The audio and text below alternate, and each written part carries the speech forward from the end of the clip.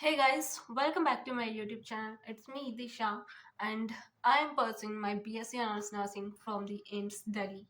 So मैं अभी second year में हूँ और इस वीडियो में मैं बताने वाली हूँ कि मेरे एम्स दिल्ली में बीएससी नर्सिंग कोर्स में एडमिशन लेने के लिए जो एंट्रेंस एग्ज़ाम होता है उसमें मेरे कितने मार्क्स थे, मेरी क्या रैंक थी, कौन से साल में मैंने यहाँ पे एडमिशन लिया है और मैंने कैसे कैसे स्टडी किया था अपने एग्ज़ाम्स के लिए।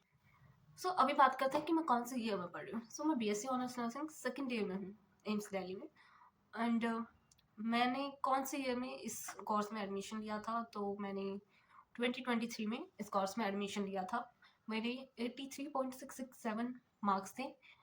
नेगेटिव मार्किंग होती है -1/3, so that's why up two points में मार्क्स आते हैं। देन मेरी जो ओवरऑल रैंक थी वो 32 थी और जो मेरी कैटेगरी रैंक थी वो मेरी 19 थी। अभी बात करते हैं कि मैंने कैसे पढ़ाई की थी अपने इस एग्ज़ाम के लिए। मैंने पर्टिकुलरली इस एग्ज़ाम के लिए कोई अलग से कुछ पढ़ा नहीं, मैं सिर्फ नीट के लिए प्रिपेयर कर रही थी। नीट के लिए जो प्रिपरेशन मैंने की थी वही जो प्रिपरेशन वो मेरी इस एग्ज़ाम को क्लियर करने में हेल्पफुल थी। सबसे पहले मैं बताऊंगी आपको बायोलॉजी और बायोलॉजी आप कंप्लीटली एनसीईआरटी से पढ़ो, एनसीईआरटी से बाहर नहीं आता है। मैंने अपनी बायोलॉजी पूरी एनसीईआरटी से पढ़ी है, एनसीईआरटी से बाहर बिल्कुल भी नहीं पढ़ा मैंने कुछ भी। देन आते हैं हम केमिस्ट्री पे।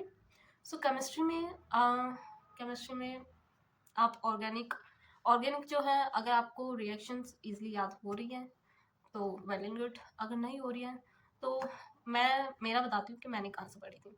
मैंने रक्षिता सिंह का जो यूट्यूब चैनल है उसके जो वीडियोस है ऑर्गेनिक केमिस्ट्री के लेक्चर्स, वो मैंने देखे थे। उसका पूरा एक प्ले लिस्ट है ऑर्गेनिक केमिस्ट्री का। उसमें उसने जिस वे में बताया है रिएक्शंस के बारे में, जैसे जैसे कॉन्सेप्ट्स थे, जो उसके ट्रिक्स थी वो मुझे काफ़ी अच्छी लगी, वो काफ़ी हेल्पफुल हुई, जिसकी वजह से मैं अपना ऑर्गेनिक केमिस्ट्री स्ट्रॉन्ग कर पाई थी। अदरवाइज मेरी ऑर्गेनिक केमिस्ट्री बहुत ज़्यादा वीक थी, वरना मैं तो एक रिएक्शन तक याद नहीं रख पा रही थी। कुछ कुछ याद रख पाती थी तो फिर थोड़े टाइम बाद फिर वो फिर से भूल जाती थी। रक्षिता ने जो मुझे ट्रिक्स बताई थी उसका वीडियोस देखने के बाद जो मेरे ऑर्गेनिक केमिस्ट्री थी वो बहुत अच्छी हो गई थी। और उसके बाद से मेरे ऑर्गेनिक केमिस्ट्री के सिर्फ एक या दो क्वेश्चंस ही रॉन्ग होते थे, अदरवाइज मैं ऑलमोस्ट क्वेश्चंस कर लेती थी इजिली। देन आते हैं इनऑर्गेनिक केमिस्ट्री में। इनऑर्गेनिक केमिस्ट्री आप मैं रेफर करूँगी कि आप एनसीईआरटी से पढ़ो। अगर एनसीईआरटी से नहीं पढ़ पा रहे तो आप किसी और यूट्यूब चैनल से या फिर आप किसी कोचिंग में हो, वहाँ अगर आपको कोई अच्छा टीचर है जिनका कॉन्सेप्ट आपको समझ आता है तो आप वहाँ से पढ़ सकते हो। अदरवाइज मैं रेफर करूँगी कि आप एनसीईआरटी से पढ़ो तो बेस्ट है। और अगर आपको और रेफरेंस चाहिए कि कोई यूट्यूब चैनल में बताऊँ, तो मैंने ऑलरेडी एक वीडियो डाल रखा है, तो आप उसमें जाके देख सकते हो। उस वीडियो का लिंक मैं डिस्क्रिप्शन बॉक्स में डाल दूँगी, तो वो आप चेक कर लीजिए। देन हम बात करते हैं अभी फिजिकल केमिस्ट्री।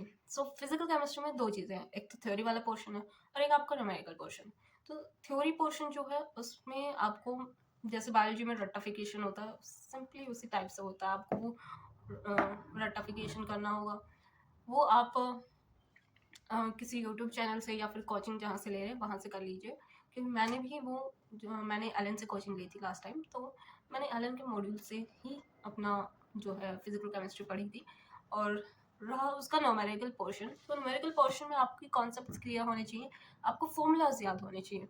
अगर आपको कॉन्सेप्ट क्लियर है, आपको फॉर्मूलाज याद है, तो आप न्यूमेरिकल्स ईजिली सॉल्व कर पाएंगे।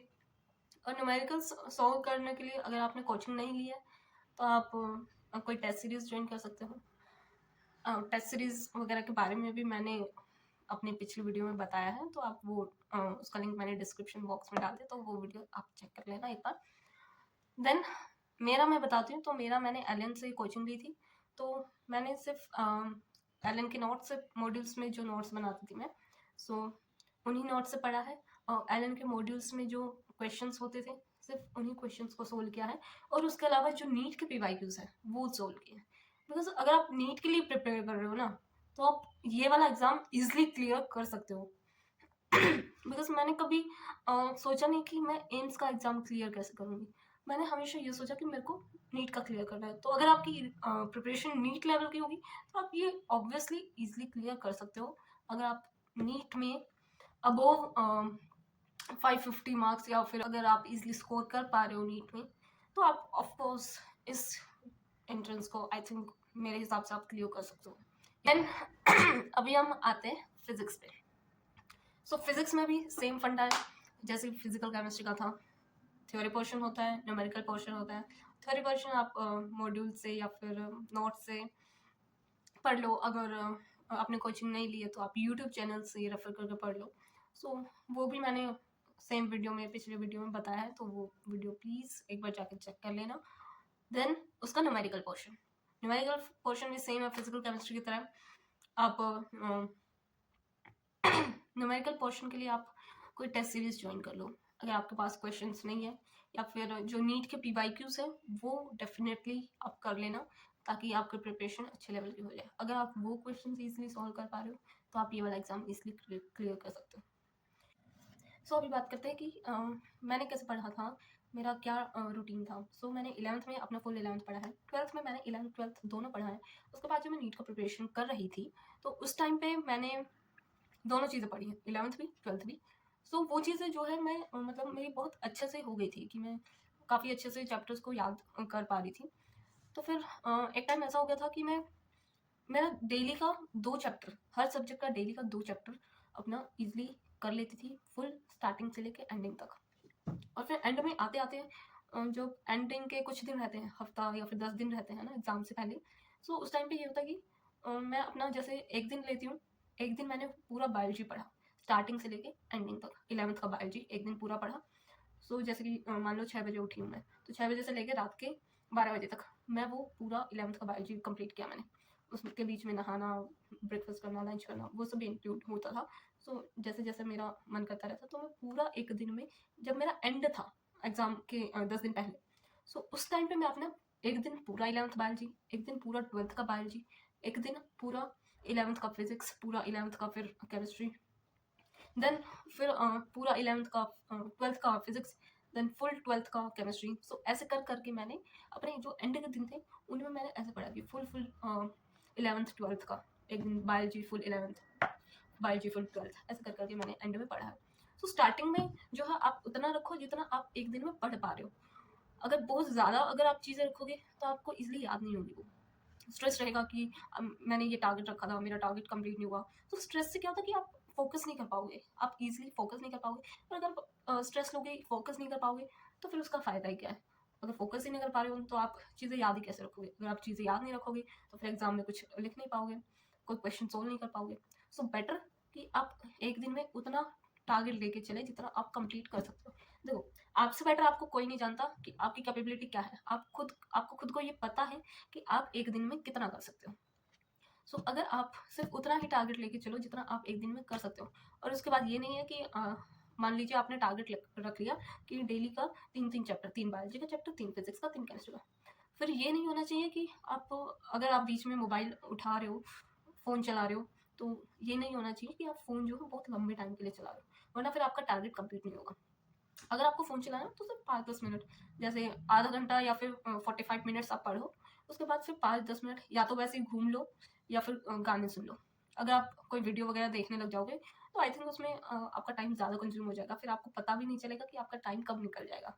सो आई विल प्रेफर कि आप 5-10 मिनट थोड़ा घूम लो ताकि थोड़ा माइंड फ्रेश हो जाए, या फिर गाने सुन लो। जो भी तरीका आपको इसमें से अच्छा लगता है आप कर लो। So I will prefer this thing. Then फिर जब आपका टारगेट कंप्लीट होने लगे तो आपको ये लगेगा कि हाँ, मेरी प्रिपरेशन हो रही है। आपको फिर वो कॉन्फिडेंस बिल्डअप होने लगेगा। जब आपको कॉन्फिडेंस बिल्डअप होने लगेगा और आप क्वेश्चन पेपर्स भी सॉल्व करना साथ के साथ, एटलीस्ट मिनिमम एक क्वेश्चन पेपर अगर आप सॉल्व कर लो, सो इट्स बेटर हफ्ते में या फिर 2 हफ्ते में, ठीक है। सो मैं मेरे कोचिंग में ऑलरेडी एग्ज़ाम्स होते थे, महीने में या फिर 3 हफ्तों में एक बार एग्ज़ाम्स होते थे, तो मैं उनके लिए प्रिपरेशन करती थी। सो मैं उस हिसाब से स्टडी करती थी। सो ये तो थी कि मैंने फिज़िक्स, केमिस्ट्री और बायोलॉजी कैसे पढ़ी। तो अगर आपको सेम वे में पढ़ना है तो आप पढ़ सकते हो। अगर आप चाहते हो कि कोई और रेफरेंस दूँ मैं कोई और रेफ़र करूँ कोई और यूट्यूब चैनल या फिर कोई और टेस्ट सीरीज़, तो वो मैंने पिछली वीडियो में बताया, तो उसको प्लीज़ जाके ध्यान से देख लीजिए। और अब अभी एक और चीज़ है कि कुछ लोगों को ये जानना होता है कि एम्स दिल्ली बेटर है कि एम्स ऋषिकेश बेटर है। So according to me I will prefer AIIMS Delhi. Reason is कि उसमें आपको आपका जो क्लिनिकल एरिया है वो स्ट्रॉन्ग होता है, आपको वैरायटी ऑफ पेशेंट्स मिलते हैं, आपका जो एक्सपोजर है क्लिनिकल एरिया का वो बहुत अच्छा है यहाँ का। और जब आप क्लिनिकल एरिया में जाते हो, जितना आप क्लिनिकल एरिया से सीखते हो उतना आप थ्योरी पोर्शन से नर्सिंग में नहीं सीख पाते हो। आप जितना ज़्यादा क्लिनिकल एरिया में जाओगे, जितना ज़्यादा वहाँ पे काम करोगे, आप उतना अच्छे से चीज़ों को याद रखोगे, आपकी मेमोरी में वो चीज़ स्टोर हो जाएगी कि हाँ, मैंने इस पेशेंट पे ये किया था, ये प्रोसीजर किया था, ये ऐसे था, इसको ऐसे करना था, फिर मैंने ये किया था, इस पेशेंट को ये कॉम्प्लिकेशन हो गई थी तो मैंने ये किया था। सो इस वे में आपको चीज़ें फिर वो जब आपका एग्ज़ाम होता है ना उसके बाद नर्सिंग का यहाँ पे जो हमारे एग्ज़ाम्स होते हैं mid term, model, final exams जो भी होते हैं, सो उस टाइम पे आपको कुछ-कुछ सब्जेक्ट्स ऐसे होते हैं कि आप अगर आपका क्लिनिकल एरिया में अच्छा है, तो आप उन एग्ज़ाम्स में खुद से बना के लिख सकते हो कि हाँ, ये चीज़ है कि मतलब ये डायग्नोसिस है, तो इसके क्या सिम्पटम्स हैं, आपने पेशेंट में क्या देखा। सो वो आप अपने क्लिनिकल एरिया से ईज़िली अच्छे से अगर आपका क्लिनिकल एक्सपोज़र अच्छा है, तो आप वो चीज़ों को मेमोराइज़ कर सकते हो, इसलिए आपकी वो मेमोरी में ईज़िली स्टोर हो जाएगी और वो काफ़ी लंबे टाइम तक आपको चीज़ रहती है याद। तो according to me, AIIMS Delhi I will prefer rather than AIIMS Rishikesh because of the clinical exposure जो एम्स दिल्ली का होता है। सो तो ये था आज का ब्लॉग। अगर आपको वीडियो पसंद आया तो do like, share and subscribe to my YouTube channel. Thank you for watching.